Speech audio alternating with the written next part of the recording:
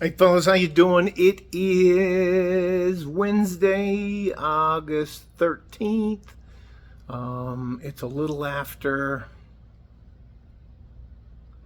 9:50 in the morning. My wife is off at a job interview with the city of El Paso.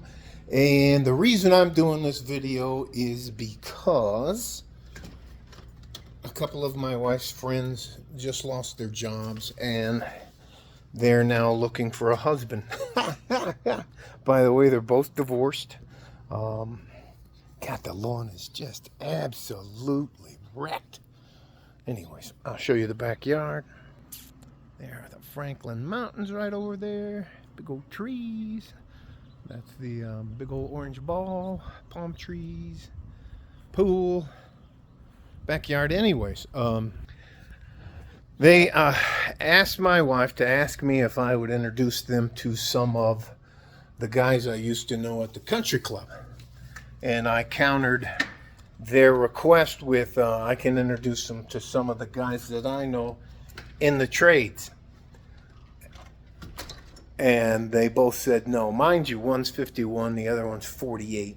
And evidently they're above that. But they used to both work in a call center here in El Paso. And one of the things they have down here in El Paso is the minimum wage down here is $7.25 an hour. So, and they're not real skilled. They don't have any other skills. I'm going to compare them, and neither one of them are traditional, though. One has a 48-year-old woman with the septum ring in here, and the other one has like orange, pinkish orange, whatever, hair like that, and a thing over here, and a stud in this side of her nose. Anyways, they're both overweight. Anyways, get the point. They're just, and they are, in my opinion, I told both of them that they are asking for new car prices when they're an older used model with over 250,000 miles on it. And I just told them they were being unrealistic.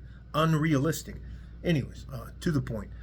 About 9 months ago, my wife didn't want to work, and she was a director here at the UMC, and she didn't want to work at the UMC anymore, and she was just burned out. And this was a test to see if I could provide for her. Anyways, she didn't have to work or do anything, and she's already got one job where they're trying to get her to. Now, I haven't had a job for a very long time, and if this sounds stupid, it made no sense to me. They're trying to onboard her. Okay. Like they're getting on a ship or something like that. So, and on top of, here's what she is. She has a 4-year degree in accounting, and then she has a master, what do you call that? It's called a CPA, a certified public accountant. And over these last 9 months, she wanted to learn how to use artificial intelligence in support of accounting processes and proper processing. So she's got 3 more classes, and then she'll have some sort of AI certificate or something like that. And it's with, I think one of them's with Google, and I believe the other one's with Microsoft. So people are lining up. Anyway, she's got off right now with the comptroller's office for the city of El Paso with a job interview. And these other 2 ladies, and they can't find a job. Nobody's trying to hire them. It's like, I asked them why not try waitressing or bartending or working in a restaurant, and that is beneath them. So what they're trying to do is find a guy to be a sucker. And I wasn't unkind, but I was like, fuck no.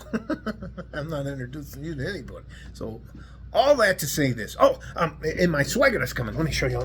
My Swagger. My Swagger's on her way here. This is one of our bookcases, piano. That's the computer desk. That's the chess room. That's a gun. And this is one of the little atriums in the house. Plants. I forgot where my drink is. Okay. Anyways, guns. when my mother-in-law comes to visit, because my mother-in-law was super kind to me, I go out of my way to make sure my mother-in-law is taken care of. Those are a few of the favorite things she likes, and whenever she comes here to hang out with us or to teach me to cook, I make care of. And that, for me, is the difference between a traditional woman and a non-traditional woman. These women are non-traditional women, and it's too late for them. When my wife needed a break, I took care of her. Anyways. You cannot, as a non-traditional woman, expect to be treated like a traditional woman when it's convenient for you. What's the saying go? Now that you made your bed, you're the one that has to sleep in it. It's not my fault they lost their jobs. It's not my wife's problem to help them out, even though they've been like lifelong friends in that. And no, I'm not introducing them to any of the guys I know, because I felt insulted when they said a plumber. Now, the guys in their age group are master plumbers, master carpenters. Some of them own their own business, but just the name of the title of their job wasn't good enough for them. So, anyways, it's so difficult, and there are a lot of people down here who are in the process of losing their jobs simply because they didn't think ahead. AI's here.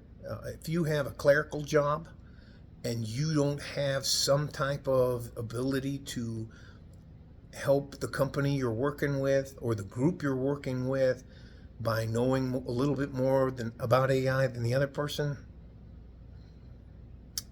I think that was a big mistake. But AI's not going out and building a road, building a factory, and they're building factories around here. They're putting buildings up and houses up all over here. So those guys aren't hurting. Anyways, I'm not sure what I'm going to title this, but you know what? Non-traditional women cannot expect to be treated like, something about the advantages of being a traditional woman over modern independent women, something like that. It'll be titled that, but and I use the analogy with both of these ladies. You can't just show up at the finish line, because the guys they're talking about are well into their careers, and I think over half of the guys that I know are instructors. What they'll do is, if you're a kid, they'll take an apprentice on. I think it's an apprentice. Yeah, an apprentice. I almost used a Masonic term, the entered apprentice. But they'll take an apprentice on and help them out. And it's just, again, it's too late. Oh, I got it. It's too late for modern women. And it is what it is. The guy that was standing here right in front of your face and you couldn't see him, he don't want you no more. And I'm not helping him. I'm not helping him get out of the... Anyways. And they got the nails and the bag on their shoulder. Still got car payments, have an apartment. You just got nobody looking out for them. Nobody to protect and provide. And both of them are bound and determined that they won't go back to Juarez and try to live with their families anymore. They're above that. So, it is what it is. Just bringing you guys back up to speed. Love you. Stay safe and healthy. Take care of each other if you can, and if you can't, you got to take care of yourselves. Like a fart in a G-string from West Texas out El Paso. I'm out of here. Hey, great UFC card this coming Saturday. Yeah, Duplessis and I believe Chameneyev. Anyways. All right, bye-bye.